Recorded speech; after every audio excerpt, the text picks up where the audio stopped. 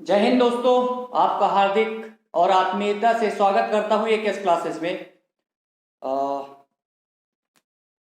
उम्मीद यह भी है कि आप को जो मैं पढ़ा रहा हूँ इसका निरंतर आप नोट्स बनाते जा रहे होंगे एवं उसका अध्ययन भी निरंतर रूप से सुचारू रूप से कर रहे होंगे। और अनुरोध ये है कि कुछ मित्रों के संदेश आए कि क्या ये पूर्ण रूप है, जितना पढ़ा रहा हूं ये सफिशियंट है क्या। तो मेरा ये मानना है कि आप प्रीवियस ईयर के प्रश्न पत्र उठाकर देखेंगे तो क्या आप अनुमान लगा पाएंगे कि इससे बाहर है। हाँ, अनुमान तब लगा पाएंगे जब आप पिछले 10 वर्षों के प्रश्न पत्र उठाकर देखेंगे और उनमें क्या इससे बाहर आया है। मैं 99% की गारंटी लेता हूं, 1% इसलिए नहीं लेता क्योंकि वो प्रश्न पत्र बनाने वाले के माइंड में क्या चल रहा होता है वो उस पर निर्भर करता है। ठीक है, खैर वो बात की बात है। आज हम पढ़ने वाले हैं मित्रों, और कोई बात नहीं करूंगा मैं। और कोई बात करने का अर्थ होता है समय की बर्बादी। यदि हम समय का सदुपयोग करें, जितनी बातें करनी है मेरे को उतनी ही करेंगे। बातें होती रहेंगी। किसी दिन फुर्सत के समय जब फ्री टाइम होगा हमारा और आपका भी कर लेंगे, है ना, उधार रहा। तो आज हम बात करेंगे भारतीय शासक अर्थात ब्राह्मण वंशों की। मित्रों, एक तरफ जहां मौर्योत्तर काल में पोस्ट मॉडर्न टाइम में, एक तरफ जहां पश्चिमोत्तर भारत में नॉर्थ वेस्ट में विदेशी वंशों का शासन था, विदेशी फॉरेन डायनेस्टियों का जो शासन था। क्यों था पश्चिमोत्तर भारत में? क्योंकि मैं पिछली क्लास में ही बता चुका हूं, क्योंकि जितने भी विदेशी आक्रमण हुए हैं वो उसी रास्ते हुए हैं। जैसे ईरान के हखामनी वंश का आक्रमण हुआ, उसी मार्ग से हुआ, पश्चिमोत्तर भारत से आए। उन्होंने प्रेरणा दी आगे आने वाले विदेशी आक्रांताओं को, विदेशी अटैकर्स को, कि भैया इसी रास्ते से जाना, ये बहुत अच्छा रास्ता है भारत पर अटैक करने के लिए। ये उनकी एक हो सकता है सोच रही हो। तो सिकंदर ने भी प्रेरणा लिया, है ना। उसके बाद इंडो ग्रीक, हिंद यवन, शक वंश, कुषाण, पहलव, पार्थियन सब कोई आए, उसी रास्ते से आते हैं। ठीक है, क्लियर है इतना। तो पश्चिमोत्तर भारत उनके लिए सहज था आक्रमण करने के लिए, और पश्चिमोत्तर भारत कई क्षेत्रों में उन्नत था, जिस कारण उनको अत्यधिक लाभ की प्राप्ति भी हुई है, और लाभ प्राप्ति का संभव भी हो पाना था। इसलिए उनका जो अटैक होता था वो पश्चिमोत्तर भारत में था। किंतु बात अभी चल रही है जैसे भारतीय शासकों की, क्योंकि जिस समय मौर्योत्तर काल में पोस्ट मॉडर्न पीरियड में विदेशी वंशों का, डायनेस्टियों का जब शासन था, उसी के समय साथ साथ भारत में दूसरा शासन भी चल रहा था भारतीय शासकों का। जैसे मगध क्षेत्र जो था, मगध के बारे में आप भली भांति परिचित हैं। तो उन क्षेत्रों में ब्राह्मण वंशों का उस समय शासन था, है ना। जैसे इंडो ग्रीक के समय शुंग वंश हो गया, और सातवाहन वंश शक के समय। ऐसे मतलब बात करेंगे भारतीय शासकों के बारे में। ठीक है, जो इंडियाज रूलर है, ब्राह्मण वंश है, डायनेस्टी है, इनकी बात करूंगा मैं, जिसके अंतर्गत पहले जो मेरी ट्रिक है ये मैं लिख दिया हूं। ठीक है, सुख सात वाक, सु से शुंग वंश, का से कर्ण वंश, सात से सातवाहन वंश, वाक से वाकाटक वंश।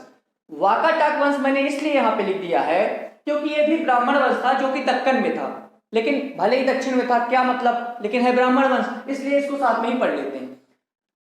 इसके प्रथम और लास्ट रूलर याद रखिएगा। ठीक है, शुंग वंश के पुष्यमित्र शुंग है पहले।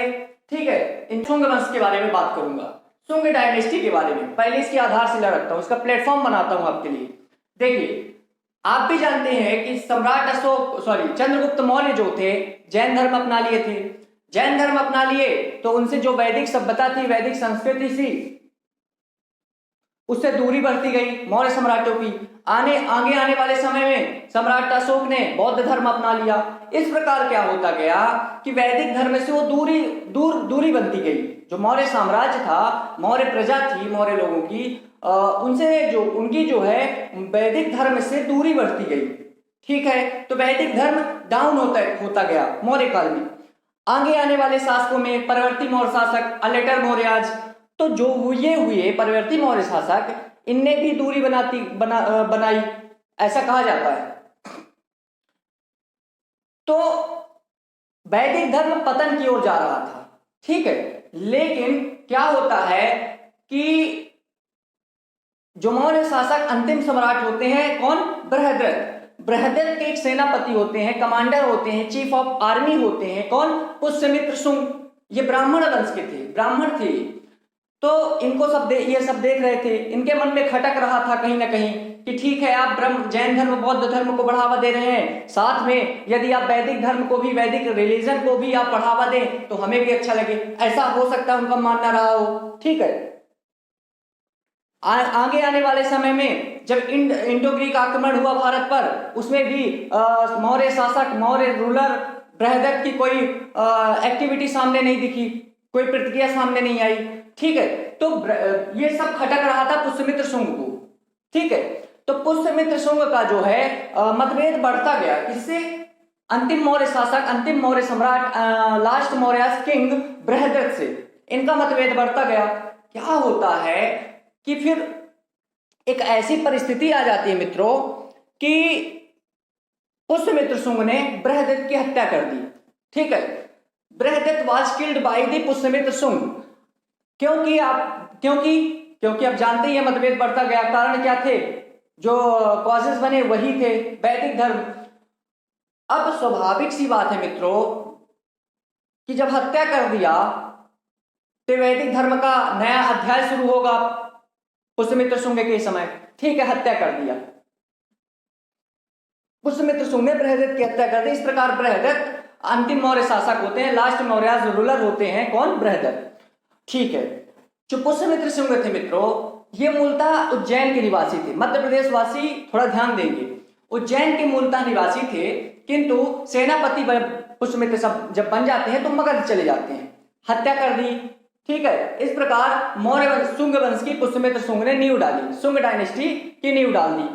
कहाँ, मगध में। राजधानी किससे बना ली, पाटलिपुत्र, क्योंकि पाटलिपुत्र एक लंबे अरसे से चली आ रही थी कैपिटल, और लगभग 700 वर्ष तक रही है। इंडियन हिस्ट्री में सबसे ज्यादा यदि कोई कैपिटल रही है वो पाटलिपुत्र थी।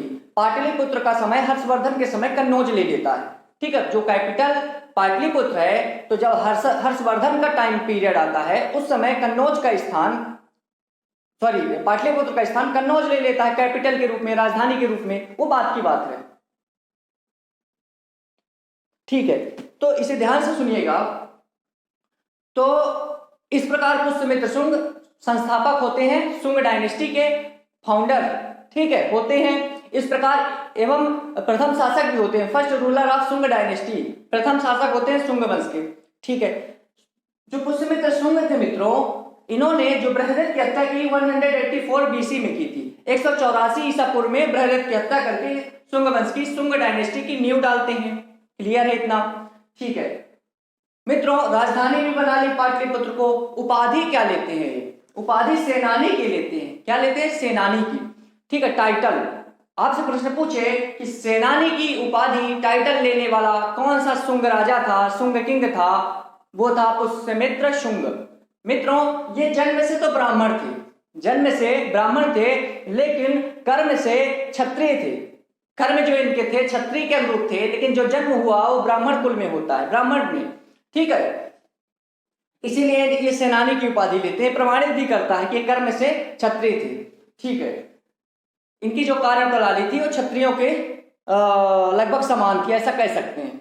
ठीक है मित्रों, पुष्यमित्र शुंग के बारे में अब सोर्स, इनकी जानकारी के सोर्स क्या मिले हैं, मैं जो बताने वाला हूं ये 2018 या 19 के यूपीपीसीएस में प्रश्न बन चुका है। क्या, गवर्नर गंधर्व देव का अयोध्या अभिलेख पूछा था कि अयोध्या अभिलेख किसका है, अयोध्या इंस्क्रिप्शंस किसका है, वो पुष्यमित्र शुंग के राज्यपाल, पुष्यमित्र शुंग के गवर्नर गंधर्व देव का है। तो इससे भी जानकारी मिलती है, इंफॉर्मेशन मिलती है किसकी, अबाउट पुष्यमित्र शुंग। ठीक है, पतंजलि जी की महाभाष्य, पतंजलि जी की महाभाष्य पुस्तक है, बुक है। पतंजलि कौन थे, आपसे प्रश्न पूछ सकता है। पतंजलि पुष्यमित्र शुंग के पुरोहित थे। कौन थे, पुरोहित थे। ठीक है, पुरोहित अर्थात प्रीस्ट, तो पुरोहित थे, पंडित थे, ऐसा कह सकते हैं। अच्छा, तो नंद राजा घनानंद के सहयोगी कौन थे, मित्र कौन थे, पाणिनि। ठीक है, पाणिनि, नंद राजा, ये महान विभूतियों के नाम और किसके दरबार में रहते थे ये अवश्य याद रखिएगा। ठीक है, कालिदास, कालिदास की एक पुस्तक है मालविकाग्निमित्र, ये नाटक बुक है, ड्रामा बुक है। ठीक है, इससे भी जानकारी मिलती है।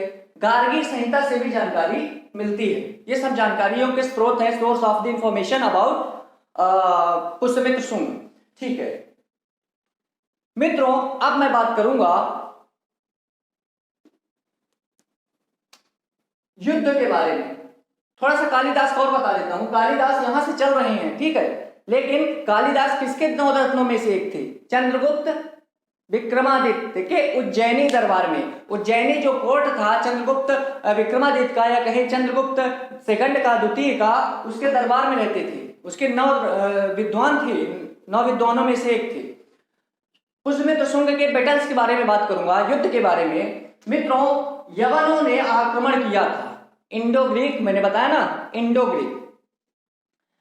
इंडो ग्रीक जब हुआ था, आक्रमण होता है, अटैक होता है, तो यवनों ने चित्तौड़ के निकट, चित्तौड़ के पास एक नगरी है जिसका नाम है माध्यमिका सिटी, माध्यमिका नगरी, एवं अवध में साकेत को घेरा, अवध में साकेत को घेरा। ठीक है, द यवन हैड सर्कल्ड, द यवन had circled the Madhyamika city near Chittor and Saket in Awadh. Clear है इतना? ठीक है, ये बात हो गई। आपसे पूछे माध्यमिका सिटी कहाँ है? चित्तौड़ के पास। ठीक है मित्रों, जब ये होता है इसी समय मिनांडर, जो इंडो ग्रीक का आक्रमण होता है, तो मैंने बताया था इंडो ग्रीक 2 भागों में होता है। इंडो ग्रीक 2 भागों में होता है, एक डिमेट्रियस वंश, एक डेमेट्रियस वंश, और दूसरा कौन सा था? दूसरा कौन सा वंश था? यूक्रेटाइड्स वंश। कौन? यूक्रेटाइड्स वंश। ठीक है, तो डेमेट्रियस वंश का राजा होता है मिनांडर और यूक्रेटाइड्स वंश का राजा होता है, आगे बताइए। ठीक है, एंटिओलकिड्स, फिर भी जान लीजिए, एंटिओलकिड्स सबसे प्रतापी था यूक्रेटाइड डायनेस्टी का। ठीक है, और मिनांडर सबसे प्रतापी था, सबसे पावरफुल था, मोस्ट फेमस रूलर था। किसका? डेमेट्रियस वंश का। ये दोनों वंश किस वंश के हैं? ये इनके जो अंकल हैं, या कहें वो इंडो ग्रीक, इनका जो मेन कुल यही है। और ये दोनों डेमेट्रियस एवं यूक्रेटाइड्स इंडो ग्रीक के ही राजा थे। इन्होंने जब भारत पर आक्रमण किया तो अपने नाम के वंश की नींव डाल दी, अपने नाम के वंश के, अर्थात उनके नाम पर ही उनकी डायनेस्टी बन गई, वंश बन गया।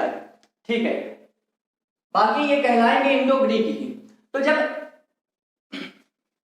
यवन had circle the Madhyamika city near Chittor and Saket in Awadh. ठीक है, तो क्या होता है कि हिंद यवन के इंडो ग्रीक के डेमेट्रियस वंश के राजा, डेमेट्रियस वंश के राजा मिनांडर को पराजित करता है। कौन? पुष्यमित्र शुंग। इतना महान था। ठीक है, डिफीटेड द मिनांडर। ठीक है, पुष्यमित्र शुंग ने मिनांडर को हरा दिया, पराजित कर दिया। पहली जीत, युद्ध कहें या कहें साम्राज्य विस्तार। दूसरा, विदर्भ के राजा, विदर्भ कहाँ है कमेंट में टिप्पणी करिए। विदर्भ के राजा यज्ञसेन को भी पराजित कर देते हैं। Yajnasena was defeated by the Pushyamitra Shunga. ठीक है, यज्ञसेन को भी पराजित कर देते हैं पुष्यमित्र शुंग। ठीक है, लेकिन पुष्यमित्र शुंग यज्ञसेन से स्वयं नहीं लड़े। पुष्यमित्र शुंग का पुत्र जो था अग्निमित्र, अग्निमित्र इस युद्ध का नेतृत्व करता है। अग्निमित्र होता है, इनका पुत्र है। ठीक है, कलिंग को भी इन्होंने नहीं छोड़ा, कलिंग को भी इन्होंने नहीं छोड़ा। कलिंग में मित्रों चेदी वंश का, चेदी डायनेस्टी का सब शासन होता है। तो चेदी वंश का राजा, ruler of the Chedi dynasty in Kalinga कौन होता है? खारवेल। खारवेल पर भी ये अटैक करते हैं, आक्रमण करते हैं। ये हो गई युद्ध की बात। थोड़ा रिलीजन की बात करें, धर्म की। ये मत सोचिएगा कि बहुत स्पीड पढ़ाता हूं। हिस्ट्री थोड़ा अभी और है, इसे यदि हम चींटी की चाल चलेंगे तो बहुत समय लग जाएगा। हमें पर्याप्त जानकारी लेनी है, कुछ छूटना भी नहीं चाहिए, और सभी विषयों को भी पढ़ लेना है। ये ऐसा मेरा, ठीक है। विदर्भ की जब जीत जाता है, पहले जान लीजिए धर्म, ये ब्राह्मण धर्म का था। ठीक है, कर्म से क्षत्रिय था। कर्म से अर्थात जो इसकी कार्य प्रणाली थी, कार्य सिद्धांत थे, प्रिंसिपल ऑफ वर्क थे, वो क्षत्रिय के लगभग समान ही थे। मित्रों, विजय जब विदर्भ को जब जीत लेता है पुष्यमित्र शुंग, इसने 2 अश्वमेध यज्ञ करवाए। कितने? 2 अश्वमेध यज्ञ। याद रखिएगा, किस शुंग राजा ने अश्वमेध यज्ञ करवाए? एक नहीं, वो भी 2, पुष्यमित्र शुंग। अच्छा, ये यज्ञ संपन्न कौन करवाते हैं? इनके पुरोहित, प्रीस्ट। कौन? पतंजलि। पतंजलि। जब भी जो टाइम पीरियड होता है पुष्यमित्र शुंग का, तो ये वैदिक धर्म का उत्थान काल कहलाता है। क्या कहलाता है? वैदिक धर्म का उत्थान काल, राइजिंग टाइम ऑफ द वैदिक रिलीजन। क्यों कहा जाता है? मैं पहले भी पूर्व में ही बता चुका हूं, लिखित कर चुका हूं कि सम्राट अशोक, बौद्ध धर्म, चंद्रगुप्त मौर्य, जैन धर्म, वैदिक धर्म की अवहेलना, जरूरत पड़ी वैदिक धर्म के उत्थान की, क्योंकि वैदिक धर्म डाउन होता जा रहा था। पुष्यमित्र शुंग के बारे में ऐसा कहा जाता है कि जब ये ब्राह्मण वंश के थे, स्वाभाविक है कि ब्राह्मण वंश के होने के चलते ये वैदिक धर्म को अपलिफ्ट करेंगे, उठाएंगे, राइजिंग टाइम कहलाएगा इनका, तो ये कह सकते हैं। लेकिन एक इन्हें संज्ञा दे दी गई। अब ये कहां तक सत्य है, कहां तक असत्य है, इसका अनुमान अभी तक नहीं लग पाया है, किंतु पुष्यमित्र शुंग को मित्रों बौद्धों का उत्पीड़क कहा जाता है। क्या कहा जाता है? बौद्धों का उत्पीड़क, अर्थात persecutor of the Buddhist. Persecutor of the Buddhist अर्थात बौद्धों का उत्पीड़क कहा जाता है। लेकिन मैं इससे असहमत हूं। ये शायद गलत है पुष्यमित्र शुंग के बारे में, क्योंकि निष्कर्ष निकालिएगा। पुष्यमित्र शुंग ने सांची में 2 स्तूप बनवाए बौद्ध धर्म से संबंधित।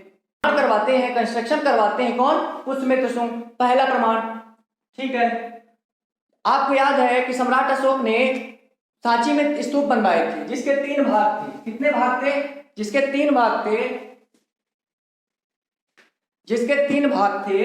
ये स्तूप एक महास्तूप था, पहला स्तूप जिसे महास्तूप कहा जाता था, फिर दूसरा स्तूप और तीसरा स्तूप। मैं यहां भी एक प्रश्न आपसे कर रहा हूं, महास्तूप में किसकी अस्थियां रखी हुई हैं, किसके अस्थि अवशेष रखे हुए हैं, दूसरे में किसके हैं, तीसरे में किसके हैं? क्योंकि यह प्रश्न पूछा जा चुका है। चलिए मैं बता देता हूं, एक का ही बताऊंगा, 2 का आप बताएंगे। पहले में भगवान बुद्ध के अवशेष रखे हुए हैं, अस्थि अवशेष रखे हुए हैं, जिसे महास्तूप की संज्ञा दी जाती है। अब आप 2 में बताएंगे कि किस में बुद्ध के जो परम शिष्य थे उनके अस्थि अवशेष किस स्तूप में है इन दोनों में से, एवं सम्राट अशोक के समय जो बौद्ध भिक्षु थे उनके अवशेष किस में है इन दोनों में। दोनों का हिंट कर दिया हूं, आप आइडेंटिफाई करें, ठीक है। तो मित्रों, इस महास्तूप की जो वेदिका थी, प्लेटफॉर्म था, एक चबूतरा कह सकते हैं, तो महास्तूप की जो वेदिका थी ये पहले लकड़ी की बनी हुई थी। सम्राट अशोक जब बनवाते हैं तो लकड़ी की बनवा कर रखते हैं, ठीक है। लकड़ी अर्थात काष्ठ वेदिका, सॉरी काष्ठ वेदिका, काष्ठ वेदिका की बनी होती है, ठीक है, लकड़ी की। वुडन प्लेटफॉर्म कह सकते हैं। इसके स्थान पर पुष्यमित्र शुंग ने क्या किया कि जो वेदिका थी, प्लेटफॉर्म था, चबूतरा था, उसे पत्थरों से बनवा दिया, ठीक है, पाषाण वेदिका बनवा दी। आपसे प्रश्न कई पूछेगा आने वाले समय में, क्योंकि बहुत इंपॉर्टेंट प्रश्न है कि किसने महास्तूप की वेदिका, काष्ठ वेदिका को पाषाण वेदिका में बदल दिया। वो पुष्यमित्र शुंग थे, ठीक है। Built stone platform in place of wooden platform, ठीक है। काष्ठ वेदिका के स्थान पर पाषाण वेदिका अर्थात पत्थरों का प्लेटफॉर्म बना दिया, चबूतरा बना दिया, वेदिका बना दिया, ठीक है। फिर मित्रों, सतना कहाँ है? मध्य प्रदेश में सतना जिले में भरहुत स्तूप का निर्माण करवाते हैं। कौन? पुष्यमित्र शुंग। पुष्यमित्र शुंग ने भरहुत स्तूप का निर्माण करवाया। अब आप निष्कर्ष निकालिए कि ये जो काम हुए ये बौद्ध रिलीजन के लिए हुए, बौद्ध धर्म के लिए हुए। फिर ये ऐसा क्यों कहा गया कि पुष्यमित्र शुंग को बौद्धों का उत्पीड़क, परसिक्यूटर ऑफ द बुद्धिस्ट? अभी तक मेरे को भी नहीं समझ में आया। यदि वो केवल ब्राह्मण वंश या वैदिक धर्म को ही ध्यान देता तो ये काम नहीं करवाता। फिर भी संज्ञा दी गई है, कुछ कारण रहे होंगे, उनकी खोज कर रहा हूं मैं, आप भी करिएगा, ठीक है। अब बात करेंगे पुष्यमित्र शुंग के उत्तराधिकारी की, सक्सेसर, ठीक है। कौन होते हैं? अग्निमित्र, बहुत महान। इनका जो शासन काल है, अग्निमित्र का जो टाइम पीरियड है शासन का, ये प्रेम प्रसंग के लिए खूब चर्चित था, लव अफेयर के लिए बहुत चर्चित था। कैसे? क्योंकि कालिदास जी जो है, कालिदास जी ने एक नाटक बुक लिखी है, नाटक ग्रंथ लिखा है, नाटक पुस्तक लिखी है, क्या नाम है? मालविकाग्निमित्र। इन्हीं के संदर्भ में बनी हो पुस्तक, क्योंकि मालविकाग्निमित्र में एक मालविका है, ठीक है, दो नाम सामने आते हैं, मालविका और अग्निमित्र, मालविका एवं अग्निमित्र। अग्निमित्र की जो ये है मालविका, इनसे प्रेम प्रसंग रहता है, लव के कारण इनका शासनकाल खूब चर्चित भी रहा। तो कालिदास जी ने इन्हीं दोनों के प्रेम प्रसंग के आधार पर एक ड्रामा पुस्तक, एक नाटक बुक की रचना की, जिसका नाम है मालविकाग्निमित्र। इस प्रकार कालिदास के नाटक ग्रंथ, नाटक बुक, ड्रामा बुक मालविकाग्निमित्र के जो हीरो हैं, नायक हैं, वो स्वयं अग्निमित्र हैं। ठीक है, ठीक है, अग्निमित्र दास के ड्रामा बुक के ये हीरो हैं, नायक हैं। ठीक है, पहली चीज। दूसरी चीज, एक बार यवनों ने यहाँ पे पुष्यमित्र शुंग के समय आक्रमण कर दिया, लेकिन पुनः अगेन फिर से अग्निमित्र के समय यवन आक्रमण होता है, किंतु फिर भी अग्निमित्र के पुत्र होते हैं वासुमित्र। वासुमित्र ने यवनों को सिंधु नदी के तट पर पराजित कर दिया। बस इतना ही इसमें पढ़ना है। इसके बाद अग्निमित्र के बाद राजा होते हैं, सक्सेसर होते हैं, उत्तराधिकारी वासुमित्र, इनके सक्सेसर ब्रजमित्र, ब्रजमित्र के उत्तराधिकारी अग्नि भागभद्र। भागभद्र के बारे में अब थोड़ा सा पढ़ना है, लगभग 4 से 5 लाइन, खत्म। तो अब बात करते हैं थोड़ा भागभद्र की। भागभद्र शुंग वंश का ही राजा था, शुंग डायनेस्टी का किंग था। इसे कहेंगे भागवत नाम से जाना जाता है। क्या? भागवत नाम से। ठीक है, ये 9 नंबर का शासक था, रूलर था शुंग डायनेस्टी का, शुंग वंश का। ठीक है मित्रों, यवन के, यवन कहें या हिंद यवन कहें या कहें इंडो ग्रीक, इस वंश के यूक्रेटाइड वंश होता है। मैंने फिर बता रहा हूं मैं कि इंडो ग्रीक वंश जो था भारत में 2 तरीके से शासन किया, एक तो डेमेट्रियस वंश, दूसरा यूक्रेटाइड वंश। डेमेट्रियस वंश, यूक्रेटाइड वंश। इसका सबसे प्रतापी शासक, मोस्ट फेमस या कहें मोस्ट पावरफुल जो था मिनांडर था, जबकि यूक्रेटाइड वंश का एंटिओलकीस था। कौन? एंटिओलकीस था। अब फिर से रिवाइज करवा दिया मैं, आई होप ये तो रट गया होगा। ठीक है, तो इस वंश के शासक कौन से? यूक्रेटाइड वंश के जो शासक थे एंटिओलकीस। कौन? एंटिओलकीस। एंटिओलकीस को कभी कभी एंटी-आल-किड्स भी पढ़ा जाता है, संधि विच्छेद। ठीक है, तो एंटिओलकीस के एक राजदूत थे, मैसेंजर थे या कहें एम्बेसडर थे। ठीक है, तो हेलियोडोरस, उनका नाम क्या था? हेलियोडोरस। हेलियोडोरस मित्रों, बहुत यहां से प्रश्न बने हैं और बन सकते हैं। हेलियोडोरस भागभद्र का जब मित्रों विदिशा दरबार होता है, विदिशा कोर्ट होता है, याद रखिए विदिशा जो है ये शुंग वंश की दूसरी राजधानी होती है। दरबार में मित्रों विदिशा कोर्ट में, किसके विदिशा कोर्ट में? भागवत के विदिशा कोर्ट में, विदिशा दरबार में यूक्रेटाइड्स वंश के राजा एंटिओलकीस का राजदूत, मैसेंजर या कहें एम्बेसडर हेलियोडोरस आता है। हेलियोडोरस के बारे में केवल इतना जानना है, इसने विदिशा में, विदिशा का प्राचीन नाम बेसनगर, कहाँ है? मध्य प्रदेश में। तो गरुड़ स्तंभ की स्थापना करवाता है, गरुड़ पिलर कहें या गरुड़ स्तंभ कहें, इसकी स्थापना करवाता है एवं उसमें उत्कीर्ण करवाता है, क्या? मार्किंग करवाता है, क्या? भागवत धर्म, सॉरी भागवत नाम। क्या? भागवत नाम। ठीक है, परम भागवत एवं भागवत कहा जाता है कि हेलियोडोरस ने इसमें अपने स्वयं के लिए भागवत शब्द उत्कीर्ण करवाया है। ठीक है मित्रों, ये क्रिया करने के बाद वो भागवत धर्म, भागवत रिलीजन का फॉलोअर्स बन जाता है, अनुयायी बन जाता है, या कहें कि भागवत धर्म को स्वीकार कर लेता है। क्लियर है यहाँ तक? अब बात करता हूं देवभूति की। देवभूति मित्रों शुंग वंश के अंतिम शासक होते हैं, last ruler of Shunga dynasty. कौन? देवभूति। क्यों? क्योंकि इनकी हत्या इनके अमात्य या कहें मंत्री, मिनिस्टर, कौन? वासुदेव कण्व ने इनकी हत्या कर दी। Devabhuti was killed by his own minister, उनके स्वयं के मंत्री, अमात्य या कहे मिनिस्टर वासुदेव कण्व ने हत्या कर दी। इस प्रकार देवभूति शुंग वंश का, शुंग डायनेस्टी का लास्ट रूलर अर्थात अंतिम शासक होता है। कहानी खत्म। अब थोड़ा सा इतना पढ़ना है कण्व वंश के बारे में, कण्व डायनेस्टी के बारे में। इसे कण्वायन वंश भी कहते हैं। इसका जो शासन काल है वो लगभग 75 से 30 बीसी, ठीक है, 75 बीसी से 30 बीसी अर्थात 75 ईसा पूर्व से 30 ईसा पूर्व तक लगभग 45 वर्ष तक शासन रहता है। 45 ईयर्स तक इनका शासन लगभग रहता है, ठीक है मित्रों।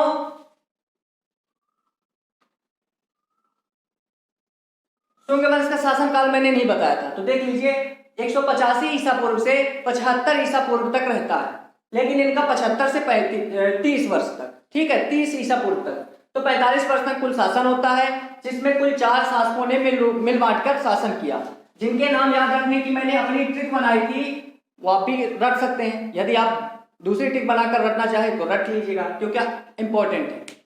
बस भूमि अबना शर्मा, बस भूमि अबना शर्मा, ये ट्रिक है शासकों को याद करने की।